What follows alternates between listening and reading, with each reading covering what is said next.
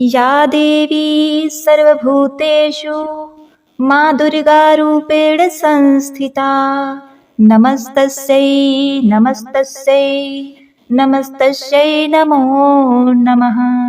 माँ भगवती जगदम्बा की कृपा सदा आप और आपके समस्त परिवार पर बनी रहे। प्रिय भक्तों, माँ दुर्गा खुद कहती हैं, जिस घर में मंदिर में किसी स्त्री या पुरुष द्वारा दुर्गा सप्तशती का पाठ प्रतिदिन होता है, वहाँ के स्थान को मैं कभी नहीं छोड़ती। दुर्गा सप्तशती पाठ मंत्रों से भी कई गुना फलदायी है। तो आप सभी भक्त अपनी मंगल कामना के लिए, विपत्ति आदि व्याधियों से मुक्ति के लिए, धन संपदा की प्राप्ति के लिए दुर्गा सप्तशती का पाठ रोज करें। ओम दुम दुर्गाय नमः। तो प्रिय भक्तगणों, आज नवरात्रि का 5वां दिवस है, तो आज आप सुनेंगे दुर्गा सप्तशती का 8वां, 9वां और 10वां अध्याय। प्रतिदिन अध्याय का पाठ करने से पहले दुर्गा कवच अर्गला कीलक पढ़ेंगे, फिर आगे का अध्याय, इसके बाद माँ दुर्गा की आरती और फिर क्षमा प्रार्थना। यह नियम होता है क्योंकि ब्रह्मा जी ने कहा है कि यदि दुर्गा कवच अर्गला कीलक के बाद श्री दुर्गा सप्तशती का पाठ या श्रवण करें तो साधक की दिनों दिन उन्नति होती है। तो भक्ति भाव से नवाण मंत्र का उच्चारण कीजिए। एं ह्लीं क्लीं चामुंडाय विच्चय। सबसे पहले विनियोग है ओम नमः चंडिकाय। माँ दुर्गा के चंडी रूप को हमारा नमन है। मार्कंडेय जी ने ब्रह्मा जी से कहा, हे पितामह, इस सृष्टि में परम गोपनीय, सभी प्रकार के मनुष्यों का रक्षक और अब तक अज्ञात हो ऐसा कोई साधन मुझे बतलाने की कृपा करें। ब्रह्मा जी ने कहा, संपूर्ण प्राणियों का हितकारी, पवित्र एवं परम गोपनीय उपाय तो केवल एक देवी का कवच ही है। हे मुनिवर, उसे आप श्रवण करें। देवी की 9 मूर्तियां हैं जिन्हें नवदुर्गा के नाम से जाना जाता है। उन शक्तियों के नाम मैं अलग अलग बताता हूँ, जो इस प्रकार है। पहला नाम शैलपुत्री, दूसरा ब्रह्मचारिणी, तीसरा चंद्रघंटा, चौथा कुसमांडा, 5वां स्कंद माता, 6वां कात्यायनी, 7वां कालरात्रि, 8वां महागौरी तथा 9वीं सिद्धिदात्री है। जो व्यक्ति अग्नि से दग्ध हो रहा हो, रणभूमि में शत्रुओं द्वारा आच्छादित हो गया हो अथवा भीषण संकटापत्र अवस्था में हो, तो वह मनुष्य यदि जगत जननी माँ दुर्गा के शरणागत हो जाए तो किसी भी अवस्था में उसका अनिष्ट नहीं हो सकता। वह किसी भी विपत्ति में नहीं पड़ सकता तथा वह शोक, दुख, भय आदि बाधाओं से मुक्त हो जाता है। हे देवी, जो लोग भक्ति युक्त होकर आपका स्मरण करते हैं उनकी दिनों दिन उन्नति होती है। हे देवी, अपने आराधक की तुम निश्चित ही रक्षा करती हो। चामुंडा देवी का वाहन प्रेत, बाराही का महिष, इंद्रिय का एरावत नामक हाथी और वैष्णवी का गरुड़ है। महेश्वरी बैल पर तथा कौमारी मोर पर सवार हैं। विष्णु पत्नी महालक्ष्मी हाथ में कमल लिए कमलासन पर विराजमान है।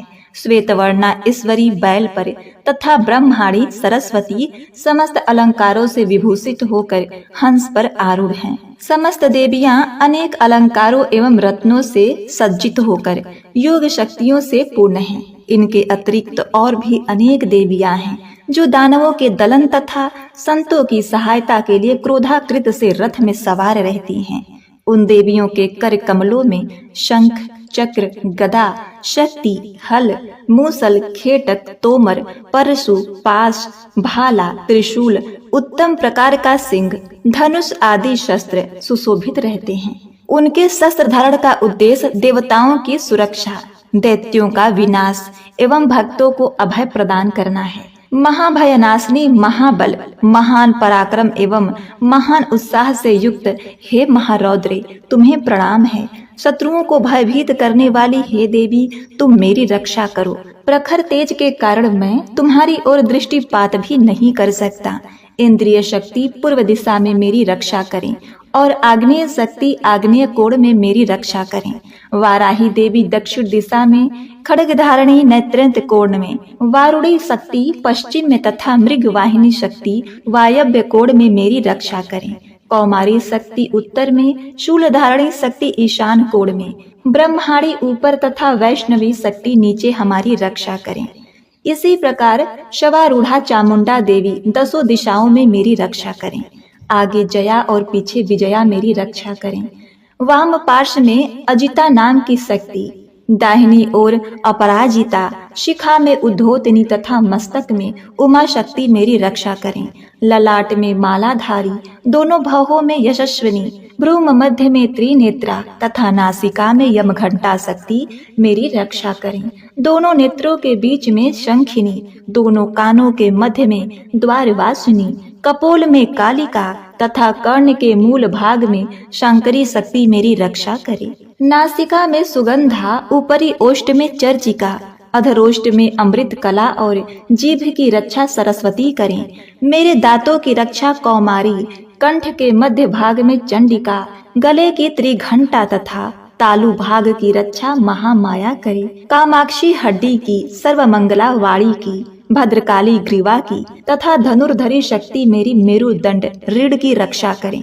कंठ के बाहर नील ग्रीवा और कंठ की नली में नलकुवरी, दोनों कंधों की खड्गनी एवं वज्रधारणी शक्ति मेरी दोनों भुजाओं की रक्षा करें।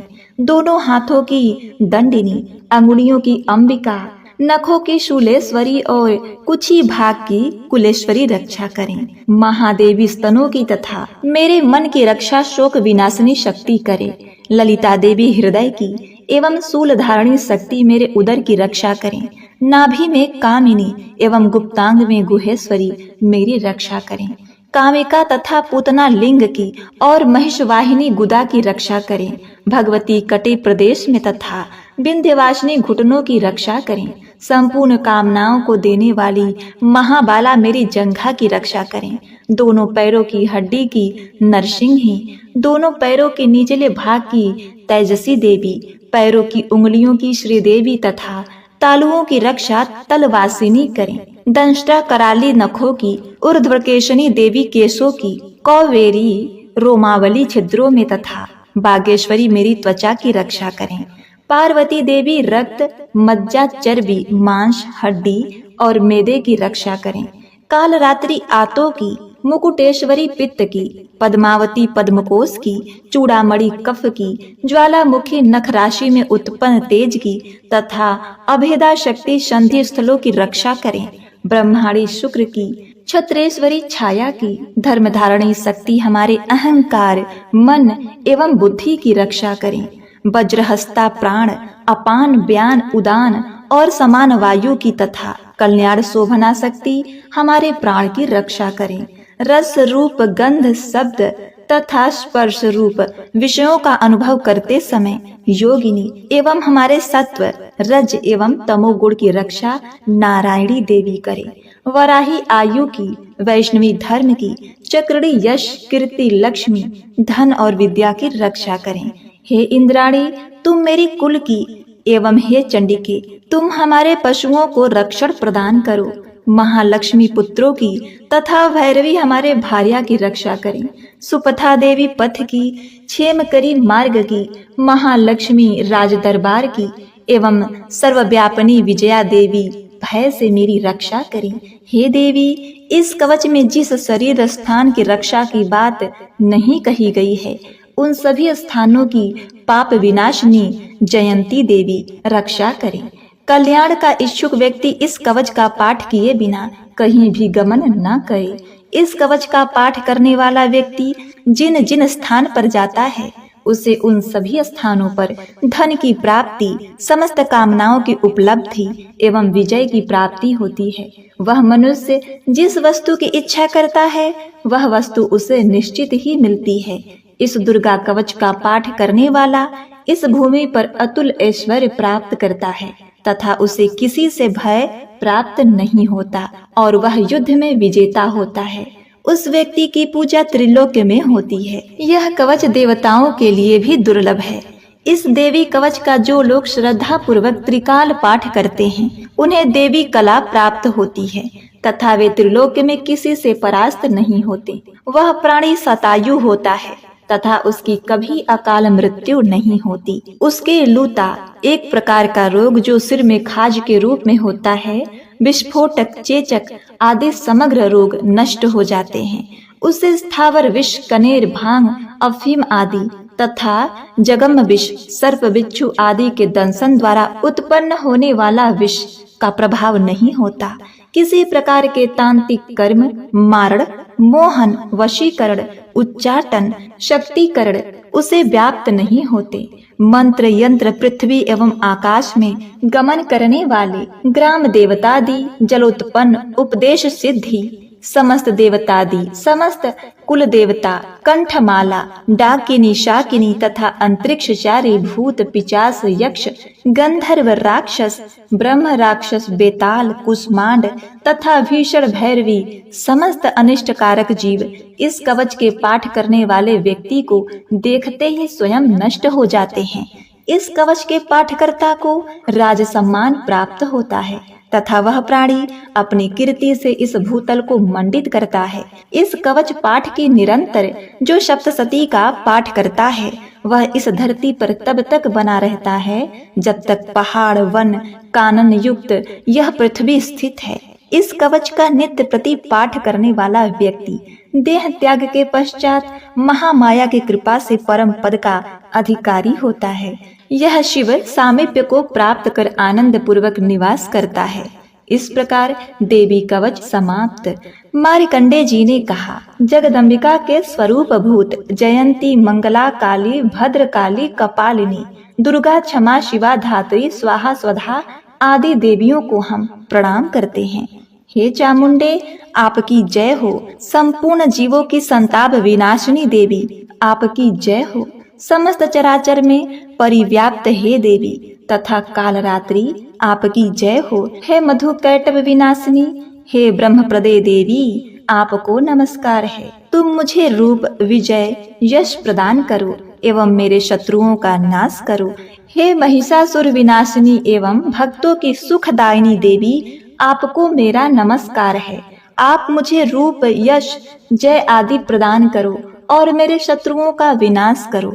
चंड, मुंड एवं रक्त बीज आदि दैत्यों की विनाशिनी देवी, तुम मुझको रूप, जय तथा यश प्रदान करो तथा मेरी रिपुओं का नाश करो। शुंभ, निशुंभ और धूम्राक्ष नामक दैत्यों की संहारिणी हे देवी, तुम मुझको रूप, यश, सुख्याति प्रदान करो तथा मेरे शत्रुओं का नाश करो।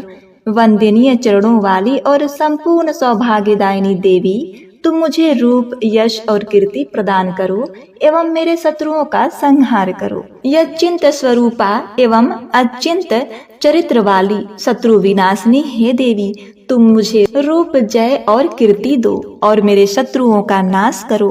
पाप विनाशिनी हे चामुंडे देवी, जो लोग तुमको श्रद्धा भक्ति पूर्वक नमन करते हैं उन्हें तुम रूप, यश, सुकीर्ति प्रदान करो और उनके शत्रुओं का दमन करो।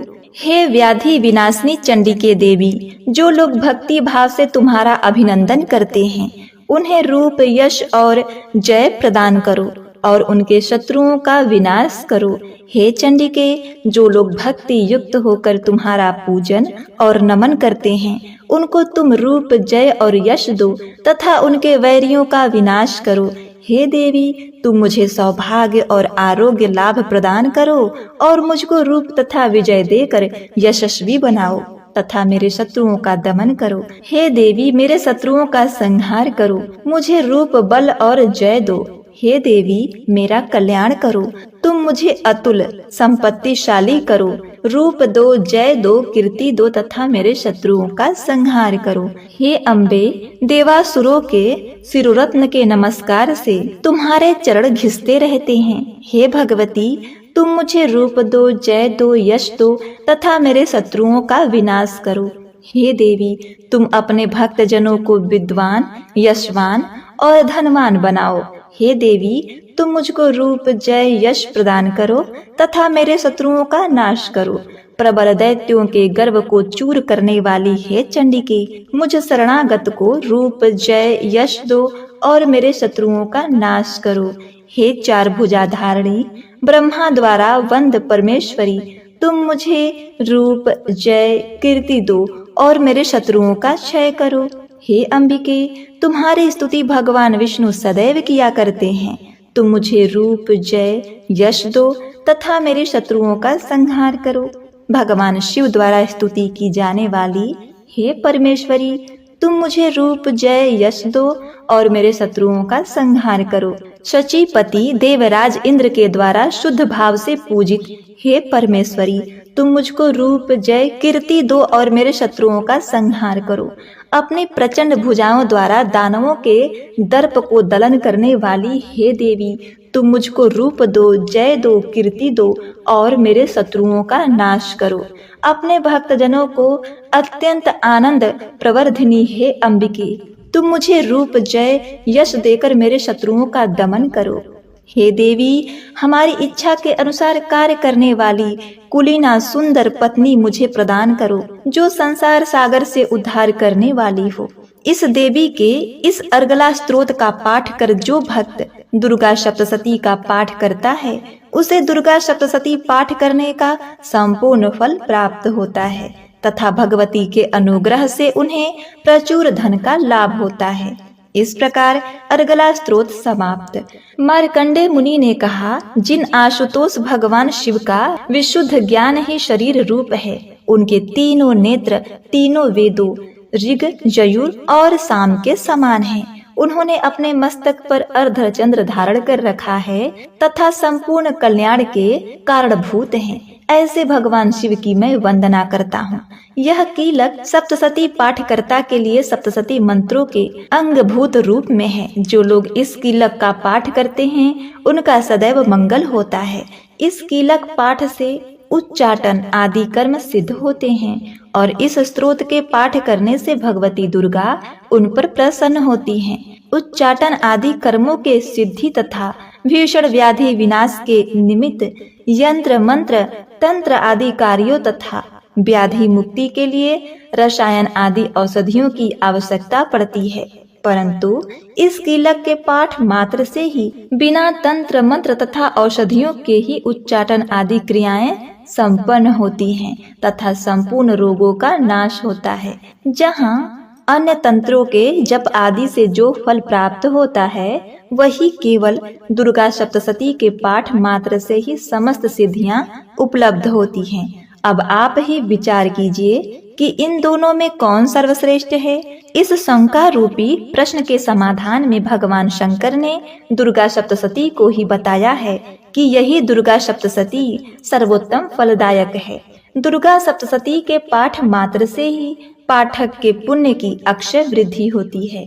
ऐसा कहकर भगवान शंकर ने दुर्गा सप्तशती को गुप्त रखा, अर्थात सप्तशती के समस्त मंत्रों को कीलक कर दिया। जो व्यक्ति कृष्ण पक्ष की चतुर्दशी या अष्टमी को स्थिर चित्त से दुर्गा सप्तशती का पाठ करता है, उसका निसंदेह रूप से मंगल होता है। जो लोग अपना संपूर्ण द्रव्य दुर्गा देवी को अर्पित कर प्रसाद रूप में उस धन का उपयोग करते हैं, भगवती निश्चित ही उन लोगों पर प्रसन्न होती हैं, क्योंकि सप्तशती के फल को शिवजी ने कीलक कर रखा है। जो लोग पहले कीलक पाठ करके तत्पश्चात सप्तशती का पाठ करते हैं, वे अंत काल में सिद्ध देवी के पार्षद और गंधर्व योनि को प्राप्त होते हैं। सर्वत्र भ्रमण करते रहने पर भी उन्हें कभी किसी प्रकार का भय नहीं होता, उनकी अकाल मृत्यु भी नहीं होती तथा अंत में वे मोक्ष पद के अधिकारी होते हैं। इस कीलक को समझकर तथा उसका परिहार करने के पश्चात ही दुर्गा सप्तशती का पाठ करना उचित है। इस कीलक के रहस्य को न जानकर जो व्यक्ति सप्तशती का पाठ करता है, उसका अनिष्ट होता है। भगवती के कृपा से ही नारियों को सौभाग्य और संतान सुख की प्राप्ति होती है। इस हेतु इस सप्तशती का पाठ करना आवश्यक है। इस स्तोत्र का पाठ मंद स्वर में करने से संपूर्ण सिद्धियों की प्राप्ति होती है। एतएव सर्वप्रथम कीलक का पाठ करके ही सप्तशती का पाठ करना उचित है। जिस भगवती के कृपा कटाक्ष से मनुष्य को ऐश्वर्य, सौभाग्य, आरोग्य, संपत्ति, शत्रु विनाश एवं निर्वाण पद की प्राप्ति होती है, उस महिमामयी भगवती दुर्गा की स्तुति प्राणी क्यों नहीं करते। इति ही कीलक स्तोत्र समाप्त। श्री दुर्गा सप्तशती का 8वां अध्याय रक्तबीज वध। महर्षि मेधा ने कहा, चंड और मुंड नामक असुरों के मारे जाने से और बहुत सी सेना के नष्ट हो जाने से असुरों के राजा प्रतापी शुंभ ने क्रोध युक्त होकर अपनी संपूर्ण सेना को युद्ध के लिए तैयार होने की आज्ञा दी। उसने कहा, अब उदायुध नामक 86 असुर सेनापति अपनी सेनाओं के साथ युद्ध के लिए जाएं और कंबू नामक 84 सेनापति भी युद्ध के लिए जाएं और कोटिवीर नामक 50 सेनापति और ध्रुवमुकुल नाम के 100 सेनापति प्रस्थान करें। कालक, द्रौहर्द, मौर्य और कालके यह दैत्य भी मेरी आज्ञा से सजकर युद्ध के लिए क्रूज करें। भयानक शासन करने वाले असुरों का स्वामी शुंभ इस प्रकार आज्ञा देकर बहुत बड़ी सेना के साथ युद्ध के लिए चला। उसकी सेना को अपनी ओर आता देखकर चंडिका ने अपनी धनुष की टंकार से पृथ्वी और आकाश के बीच का भाग बुझा दिया। हे राजन, इसके पश्चात देवी के सिंह ने दहाड़ना आरंभ कर दिया और अंबिका के घंटे के शब्दों ने उस ध्वनि को और भी बढ़ा दिया। धनुष की टंकार, शेर की दहाड़ और घंटे के शब्द से पृथ्वी और आकाश के बीच का भाग गूंज उठा और इसके साथ ही देवी ने अपने मुख को और भी भयानक बना लिया। ऐसे भयंकर शब्द को सुनकर राक्षसी सेना भी देवी तथा सिंह को चारों ओर से घेर लिया। हे राजन, उस समय दैत्यों के नाश के लिए और देवताओं के हित के लिए ब्रह्मा, शिव, कार्तिकेय, विष्णु तथा इंद्र आदि देवों की शक्तियां जो अत्यंत पराक्रम और बल से संपन्न थी, उनके शरीर से निकलकर उसी रूप में चंडिका देवी के पास गई।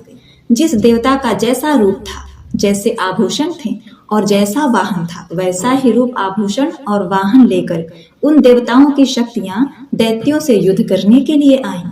हंस युक्त विमान में बैठकर और रुद्राक्ष की माला तथा कमंडलू धारण करके ब्रह्मा जी की शक्ति आई। वृषभ पर सवार होकर, हाथ में त्रिशूल लेकर, महानाग का कंकड़ पहनकर और चंद्ररेखा से विभूषित होकर भगवान शंकर की शक्ति महेश्वरी आई और मोर पर आरूढ़ होकर हाथ में शक्ति लिए दैत्यों से युद्ध करने के लिए कार्तिकेय जी की शक्ति उन्हीं का रूप धारण करके आई। भगवान विष्णु की शक्ति गरुड़ पर सवार होकर शंख, चक्र, गदा, पद्म, धनुष तथा खड्ग हाथ में लिए हुए आई। श्री हरि की शक्ति वराही वराह का शरीर धारण करके आई और नरसिंह के समान शरीर धारण करके उनकी शक्ति नारसिंही भी आई। उनकी गर्दन के झटकों से आकाश के तारे टूट पड़ते थे और इसी प्रकार देवराज इंद्र की शक्ति इंद्री भी ऐरावत पर सवार होकर आया।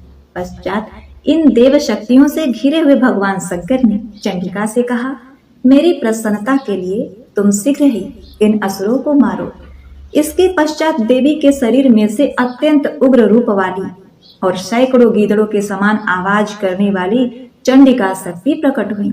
उस अपराजिता देवी ने धूमिल जटा वाले भगवान श्री शंकर जी से कहा, हे प्रभु, आप मेरी ओर से दूत बनकर शुंभ और निशुंभ के पास जाइए और उन अत्यंत गर्वीले दैत्यों से कहिए तथा उनके अतिरिक्त और भी जो दैत्य वहां युद्ध के लिए उपस्थित हैं, उनसे भी कहिए कि जो तुम्हें अपने जीवित रहने की इच्छा हो तो त्रिलोक का राज इंद्र को दे दो। देवताओं को उनका यज्ञ भाग मिलना आरंभ हो जाए और तुम पाताल को लौट जाओ। किंतु यदि बल के गर्व से तुम्हारी लड़ने की इच्छा हो तो फिर आओ, तुम्हारे मांस से मेरी योगिनियां तृप्त होंगी। चूंकि उस देवी ने भगवान शंकर को दूत के कार्य में नियुक्त किया था, इसीलिए वह संसार में शिवदूती के नाम से विख्यात हुई। भगवान शंकर से देवी का संदेश पाकर उन दैत्यों के क्रोध का कोई आर पार न रहा और वह जिस स्थान पर देवी विराजमान थी वहां पहुंचे और जाने के साथ ही उस पर बाणों और शक्तियों की वर्षा करने लगे। देवी ने उनके फेंके हुए बाणों, शक्तियों, त्रिशूल और फरसों को अपने बाणों से काट डाला। काली देवी उस देवी के साथ आगे खड़ी होकर शत्रुओं को त्रिशूल से विधर्ण करने लगी और खटवांग से कुचलने लगी। ब्राह्मणी जिस तरफ दौड़ती थी उसी तरफ अपने कमंडलू का जल छिड़क कर दैत्यों के वीर व बल को नष्ट कर देती थी और इसी प्रकार महेश्वरी त्रिशूल से और अत्यंत कोप वाली कौमारी शक्ति द्वारा असुरों को मार रही थी और इंद्रिय के बाजू के प्रहार से सैकड़ों दैत्य रक्त की नदियां बहाते हुए पृथ्वी पर सो गए। बराही ने कितने ही राक्षसों को अपने थुथुन द्वारा मृत्यु के घाट उतार दिया। दाढ़ों के अग्रभाग से कितने ही राक्षसों की छाती को चीर डाला और चक्र की चोट से कितनों को ही विधर्ण करके धरती पर डाल दिया। बड़े बड़े राक्षसों को नरसिंही अपने नखों से विधर्ण करके भक्षण कर रही थी और सिंहनाद से चारों दिशाओं को गुजाते हुए रणभूमि में विचरण कर रही थी। शिवदूती के प्रचंड अट्टहास से कितने ही दैत्य भयभीत होकर पृथ्वी पर गिर पड़े और उनके गिरते ही वह उनको भक्षण कर गई। इस तरह क्रोध में भरे हुए मातृगणों द्वारा नाना प्रकार के उपायों से बड़े बड़े असुरों को मरते हुए देखकर राक्षसी सेना भाग खड़ी हुई और उनको इस प्रकार भागता देखकर रक्तबीज नामक महापराक्रमी राक्षस क्रोध में भरकर युद्ध के लिए आगे बढ़ा। उसके शरीर से रक्त की बूंदें पृथ्वी पर जैसे ही गिरती थीं, तुरंत वैसे ही शरीर वाला तथा वैसा ही बलवान दैत्य पृथ्वी से उत्पन्न हो जाता था। रक्तबीज गदा हाथ में लेकर इंद्रिय के साथ युद्ध करने लगा। जब इंद्रिय शक्ति ने अपने वज्र से उसको मारा तो घायल होने के कारण उसके शरीर से बहुत सारा रक्त बहने लगा और उसकी प्रत्येक बूंद से उसके ही समान बलवान तथा महापराक्रमी अनेकों दैत्य भयंकर रूप से प्रकट हो गए। वह सब के सब दैत्य रक्तबीज के समान ही बलवान तेज वाले थे। वह भी भयंकर अस्त्र शस्त्र लेकर देवियों के साथ लड़ने लगे। जब इंद्रिय के वज्र प्रहार से उसके मस्तक पर चोट लगी और रक्त बहने लगा तो उसमें से हजारों ही पुरुष उत्पन्न हो गए। वैष्णवी ने चक्र से और इंद्रिय ने गदा से रक्तबीज को चोट पहुंचाई और वैष्णवी के चक्र से घायल होने पर उसके शरीर से जो रक्त बहा उससे हजारों महाअसुर उत्पन्न हुए, जिसके द्वारा यह जगत व्याप्त हो गया। कौमारी ने शक्ति से, वराही ने खड़ग से और महेश्वरी ने त्रिशूल से उसको घायल किया। इस प्रकार क्रोध में भरकर उस महादैत्य ने सब मात्र शक्तियों पर पृथक पृथक गदा से प्रहार किया और माताओं ने शक्ति तथा शूल इत्यादि से उनको बार बार घायल किया। उससे सैकड़ों महादैत्य उत्पन्न हुए और इस प्रकार उस रक्त बीज के रुधिर से उत्पन्न हुए असुरों से संपूर्ण जगत व्याप्त हो गया, जिससे देवताओं को भय हुआ। देवताओं को भयभीत देखकर चंडिका ने काली से कहा, हे चामुंडे, अपने मुख को बड़ा करो और मेरे शस्त्राघात से उत्पन्न हुए रक्त बिंदुओं तथा रक्त बिंदुओं से उत्पन्न हुए महाअसुरों को तुम अपने इस मुख से भक्षण करती जाओ। इस प्रकार रक्त बिंदुओं से उत्पन्न हुई महादैत्यों को भक्षण करती हुई तुम रणभूमि में विचरो। इस प्रकार रक्त क्षीण होने से यह दैत्य नष्ट हो जाएगा। तुम्हारी भक्षण करने के कारण अन्य दैत्य नहीं होंगे। काली ने इस प्रकार कहकर चंडिका देवी से रक्त बीज पर अपने त्रिशूल से प्रहार किया और काली देवी ने अपने मुख में उसका रक्त ले लिया। तब उसने गदा से चंडिका पर प्रहार किया। प्रहार से चंडिका को तनिक भी कष्ट न हुआ, किंतु रक्त बीज के शरीर से बहुत सा रक्त बहने लगा।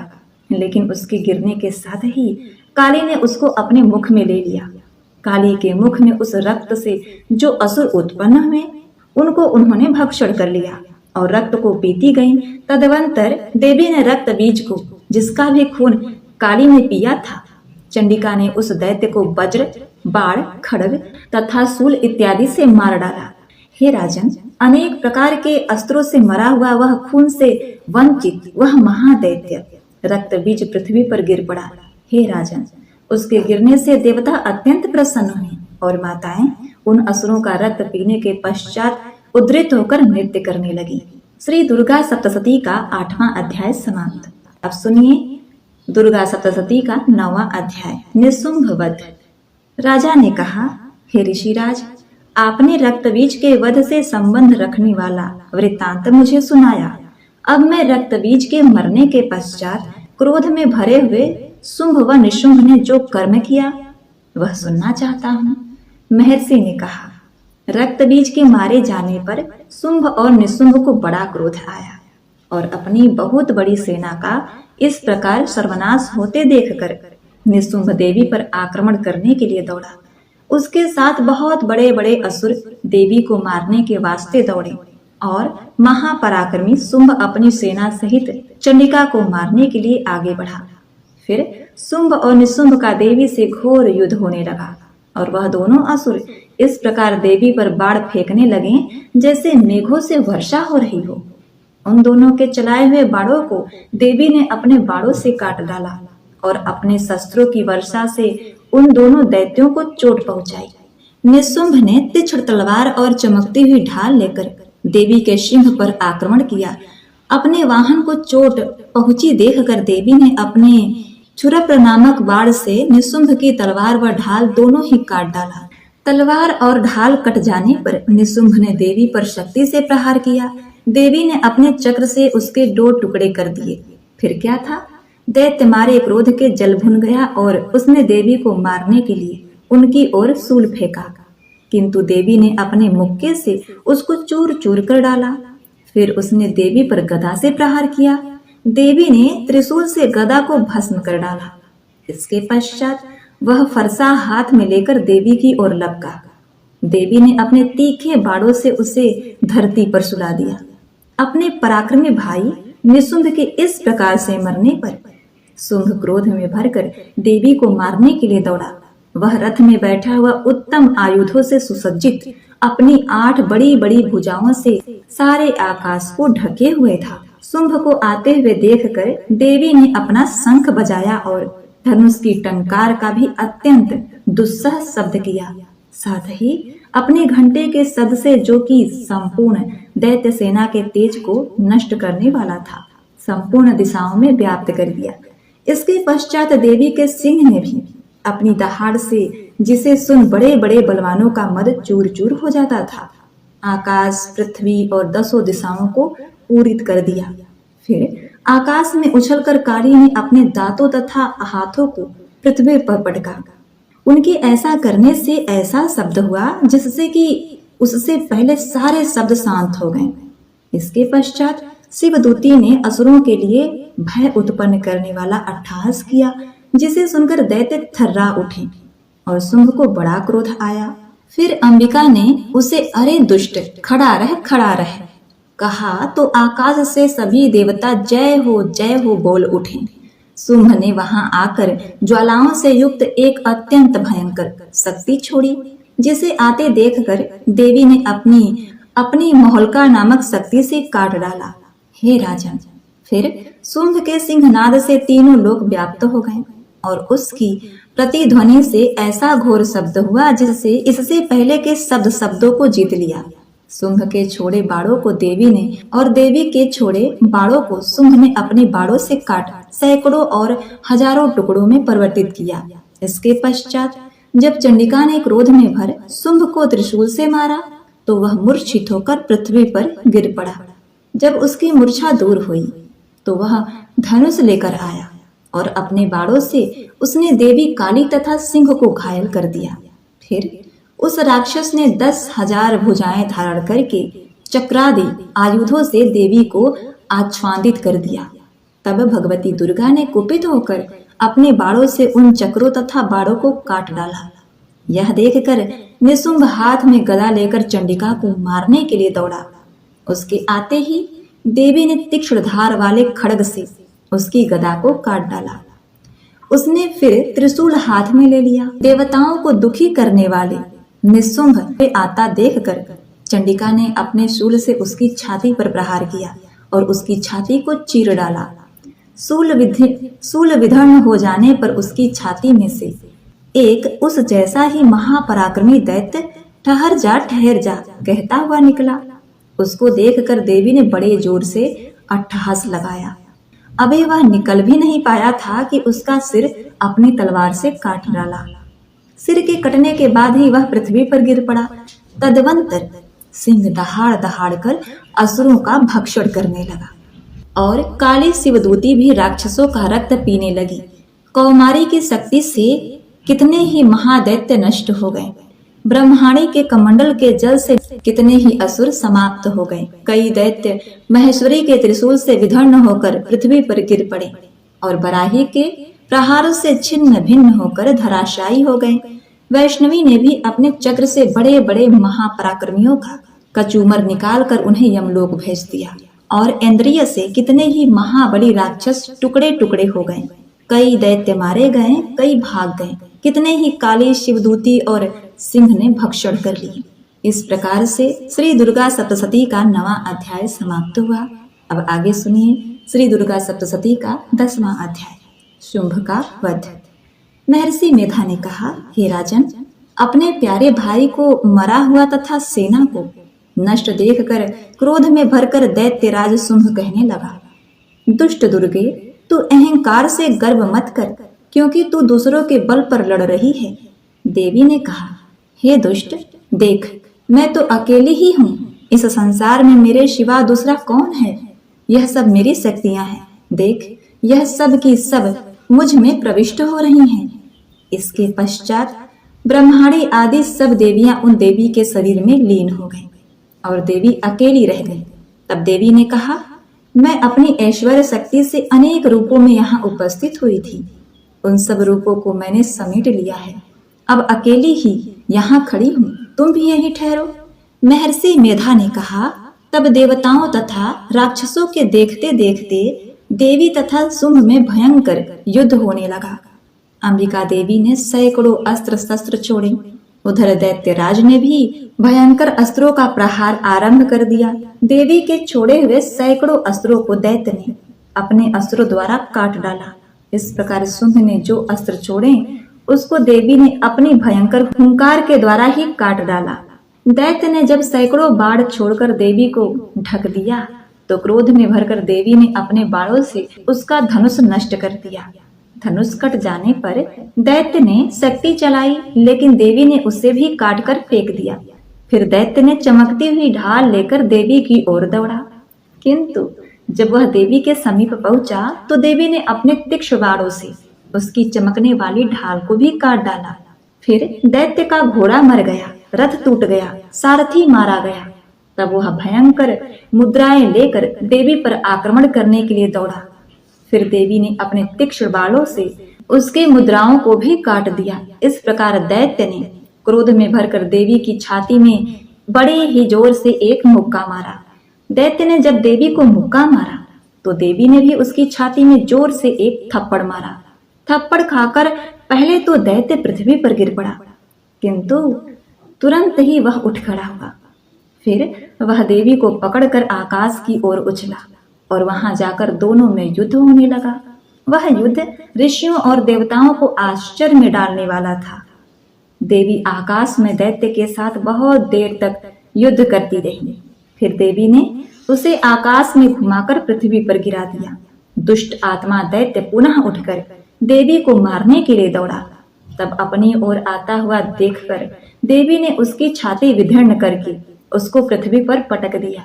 देवी के शूल से घायल होने पर उस दैत्य के प्राण पखेरु उड़ गए और उसके मरने पर समुद्र, द्वीप, पर्वत, पृथ्वी सब कांपने लग गए। तदनंतर उस दुष्ट आत्मा के मरने से संपूर्ण जगत प्रसन्न व स्वस्थ हो गया तथा आकाश निर्मल हो गया। पहले तो उत्पात सूचक मेघ और उल्कापात होते थे, वह सब शांत हो गए। उसके मारे जाने पर नदियां अपने ठीक मार्ग से बहने लगी।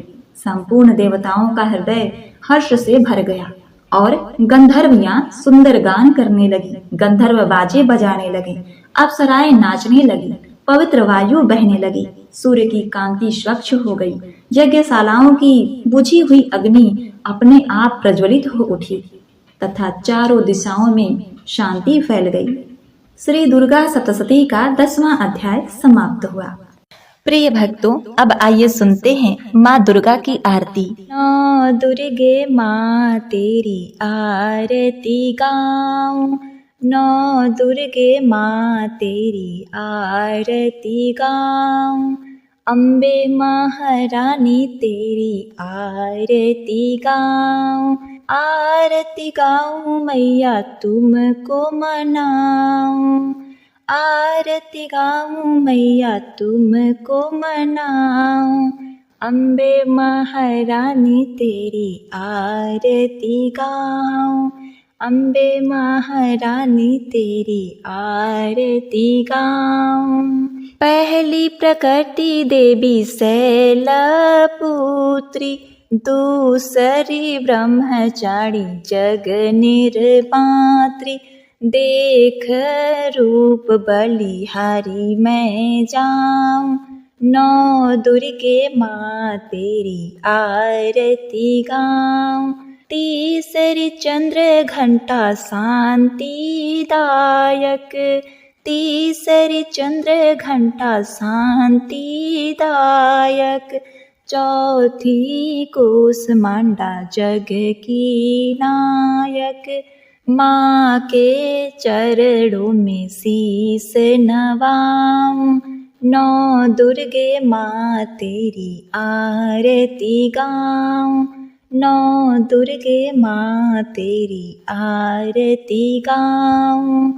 पांचवें स्कंद माँ भाग्य की दाती, पांचवें स्कंद माँ भाग्य की दाती, छठी कात्यायनी तुष्टि दाती। ज्योत जलाऊं मैया सुमिरन गाऊं, ज्योत जलाऊं मैया सुमिरन गाऊं।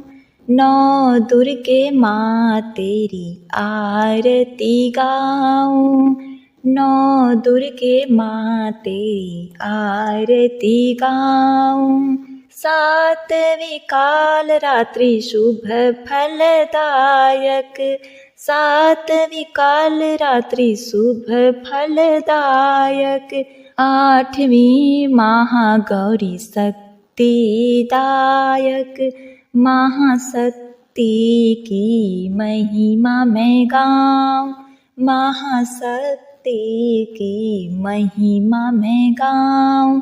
नौ दुर्गे माँ तेरी आरती गाऊं, नौ दुर्गे माँ तेरी आरती गाऊं। नवी महामाई माँ सिद्धिदात्री, नवी महामाई माँ सिद्धिदात्री। नौ दुर्गा पूजन से पूर्ण नवरात्रि, नौ दुर्गा पूजन से पूर्ण नवरात्रि। दुर्गा पूजन का आनंद पाऊं, नौ दुर्गा माँ तेरी आरती गाऊं, नौ दुर्गा माँ तेरी आरती गाऊं। अम्बे महारानी तेरी आरती गाऊं, नौ दुर्गा माँ तेरी आरती गाऊं। आरती गाऊं मैया तुमको मनाऊं, आरती गाऊं मैया तुमको मनाऊं। अम्बे महारानी तेरी आरती गाऊं, अम्बे महारानी तेरी आरती गाऊं, अम्बे महारानी तेरी आरती गाऊं। बोलिए अम्बे मात की जय। हर हर महादेव। प्रिय भक्तों, अब माता की आरती करने के बाद क्षमा प्रार्थना जरूर करनी चाहिए। तो दोनों हाथ जोड़कर माँ से क्षमा प्रार्थना करते हैं। हे परमेश्वरी, मेरे द्वारा दिन रात बहुत से अपराध होते रहते हैं। मुझे अपना दास समझकर मेरे उन अपराधों को आप कृपा पूर्वक क्षमा कर दें। हे परमेश्वरी, मैं आवाहन करना नहीं जानती, विसर्जन करना भी नहीं जानती तथा पूजा करने का ढंग भी नहीं जानती। हे माँ, मुझे क्षमा करिए। हे देवी सुरेश्वरी, मैंने जो मंत्रहीन अर्थात ना मंत्रों को जानती हूँ, ना क्रियाहीन अर्थात ना क्रियाओं को जानती हूँ और भक्तिहीन अर्थात ना भक्ति के प्रकार जानती हूँ, तो मैंने जो मंत्रहीन, क्रियाहीन और भक्तिहीन पूजन किया है वह सब आपकी कृपा से पूरे हो। सैकड़ों अपराध करने के बाद भी जो आपकी शरण में आके जगदम्ब कहकर पुकारता है, उसे वह गति प्रदान होती है जो ब्रह्मा आदि देवताओं के लिए भी पाना आसान नहीं है। हे जगदम्बिके, मैं अपराधी हूँ, किंतु आपकी शरण में आई हूँ। इस समय दया का पात्र हूँ, आप जैसा चाहें वैसा करें। हे देवी परमेश्वरी, अज्ञानवश, भूल से या बुद्धि भ्रष्ट होने के कारण मैंने जो भी शून्यता या अधिकता कर दी है वो सब क्षमा करें और प्रसन्न हो। हे सच्चिदानंद स्वरूपा परमेश्वरी, जगत माता कामेश्वरी, आप प्रेम पूर्वक मेरी यह पूजा स्वीकार करें और मुझ पर प्रसन्न रहें।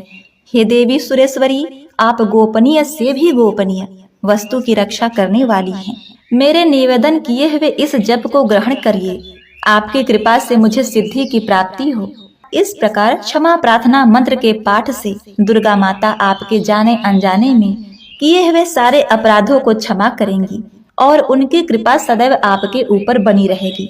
तो प्रिय भक्तों, नवरात्रि के पहले दिन माँ भगवती दुर्गा के पहले स्वरूप माँ शैलपुत्री की पूजा की जाती है। आज की वीडियो यदि आपको पसंद आई है तो कमेंट बॉक्स में जय माता दी लिखकर माता रानी का जयकारा जरूर लगाएं। और चैनल पर यदि आप पहली बार आए हैं तो हमारे चैनल को सब्सक्राइब, वीडियो को लाइक, शेयर, कमेंट अवश्य करिए और साथ ही बेल बटन को जरूर दबाइएगा ताकि हमारे आने वाले नए वीडियो की जानकारी आप तक सबसे पहले पहुंच सके और आप उसका लाभ उठा सकें। माता रानी की कृपा आप सभी भक्तों पर सदा सर्वदा बनी रहे। यह नवरात्रि व्रत आपका पूर्ण हो, आपका इसका पूर्ण फल प्राप्त हो। इसी कामना के साथ मैं आपसे विदा लेती हूँ। मिलते हैं नेक्स्ट वीडियो में, तब तक के लिए नमस्कार।